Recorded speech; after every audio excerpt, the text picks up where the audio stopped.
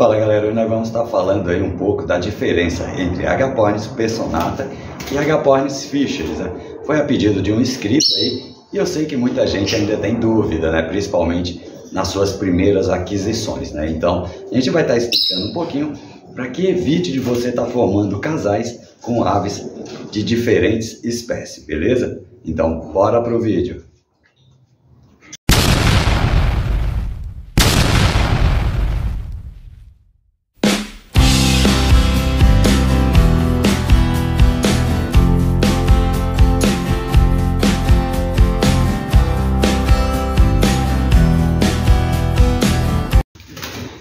Então bora lá falar desses carinhas aí, né? E a particularidade de cada espécie é sensacional, né? Sua marcação. Então a gente deve levar em consideração que antes de você adquirir qualquer espécie que seja, você deve fazer uma pesquisa antes, né? Não só de alimentação, mas num contexto geral, né? Principalmente os agapornis, que são 9 espécies de agapornis, porém no Brasil a gente tem... as mais comuns aí são Fischer, Roseicores e Personata, né? Essas três são as mais comuns. Então, as outras espécies que tem no Brasil, quando alguém vai adquirir, normalmente já vai conhecendo mais sobre esse fascinante mundo, né? Dos agapornis de todas as espécies. Mas essas três espécies aí é onde acabam cometendo alguns erros, né? Tanto pela facilidade de encontrar, e muitas vezes a pessoa que está te vendendo essas aves não tem a responsabilidade, aí, o comprometimento com cada espécie de estar falando, não leve essa espécie porque são essas duas aves, porque são de espécies diferentes, né? Então é bom a gente ter isso tudo aí em mente, né? De pesquisar antes, né? Ver característica, ver cores, né? Os detalhes, as espécies dos agapornis, elas têm diferença entre uma espécie e outra. Porém, nenhuma delas, ou melhor, na maioria dessas três primeiras que eu citei aí, a Personata, Roseicor e Fish, eles não têm dimorfismo sexual, né? Aí, para estar sabendo o sexo de cada ave, você deve estar fazendo a sexagem em laboratório. Para isso, a gente tem um parceiro aqui, o VetDNA, que vai te ajudar e sanar toda essa dúvida, beleza?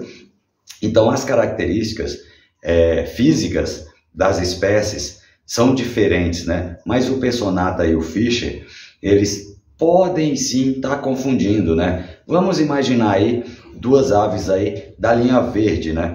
Você olhando assim, você vai ver o bico vermelho, tanto de um quanto do outro. Porém, tem uma pequena diferença aí que você pode estar vendo também, né? Você olhando as duas aves e analisando que essa tem a face, que uma delas tem a face completamente preta e a outra não, então isso faz com que você já veja que são diferentes. Então, mesmo você não tendo tanto conhecimento sobre a espécie, é bom criar aquela dúvida na hora da aquisição, né? E perguntar para o vendedor, né, para ver qual a capacidade de responsabilidade, de comprometimento aí que ele vai ter tanto com você como com as espécies, né? Vai falar por que essas duas aves têm essa pequena diferença, né? Então aí é onde você tem que focar. Mas a pesquisa que eu falei não é só essa, né? Você deve entra no Google, conversa com criadores sobre alimentação, tamanho de gaiolas, ninhos, alimentação, principalmente. Muita gente adquire as aves e aí vai lá em grupos de Facebook perguntando o que é minha ave, o que eu posso dar para minha ave. Ou seja, comprou por impulso. Legal, a gente muitas vezes faz isso, né? Compra por impulso, mas antes de comprar deve pesquisar. Eu faço isso muito. Sempre que eu vou adquirir uma ave, eu vejo vocalização, se faz muito barulho ou não. Alimentação é fundamental, é a primeira coisa que eu pesquiso.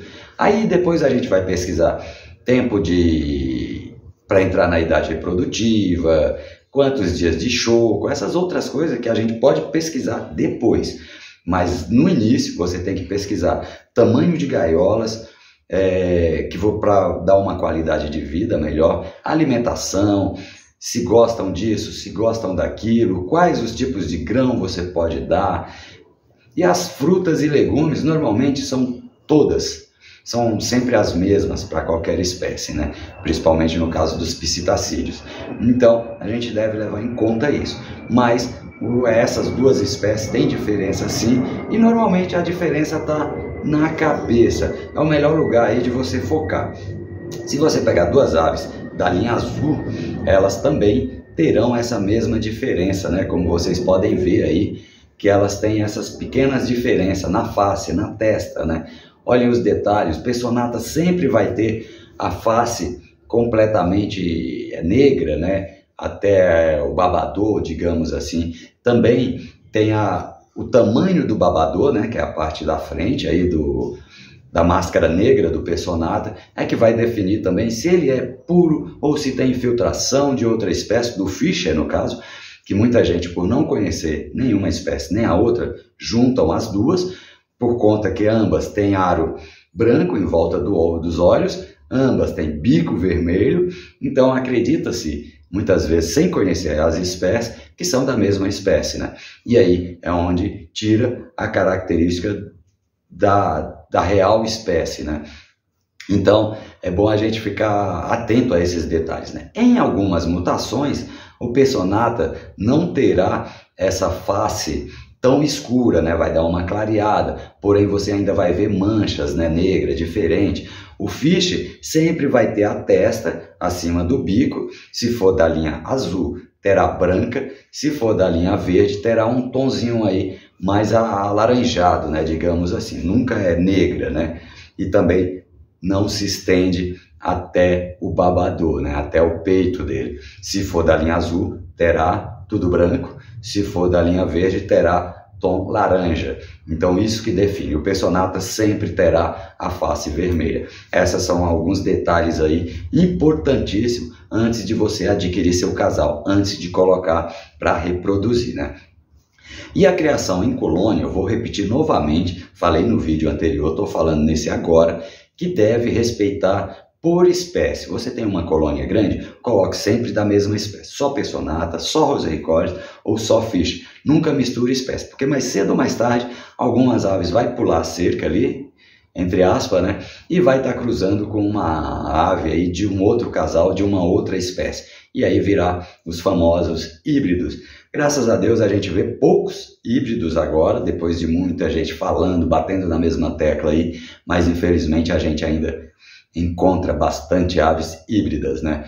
E isso não é bom nem para a espécie, muito menos para quem vai adquirir, né? Se for como pet, é um ótimo pet, mas não vamos focar nisso, né? A gente tem que preservar, criar é preservar, então devemos respeitar cada uma de suas espécies e reproduzir separadamente. Beleza, pessoal? Então espero que goste do vídeo aí com essas dicas que podem fazer bastante diferença na hora que você for adquirir suas primeiras aves. E um abraço a todos que me acompanham. Deixem seus comentários aí se gostaram e sugestões de novos vídeos que a gente vai estar fazendo aí e explicando o que vocês quiserem aí saber desse fascinante mundo das aves. Beleza? Um abraço a todos que me acompanham e até o próximo vídeo.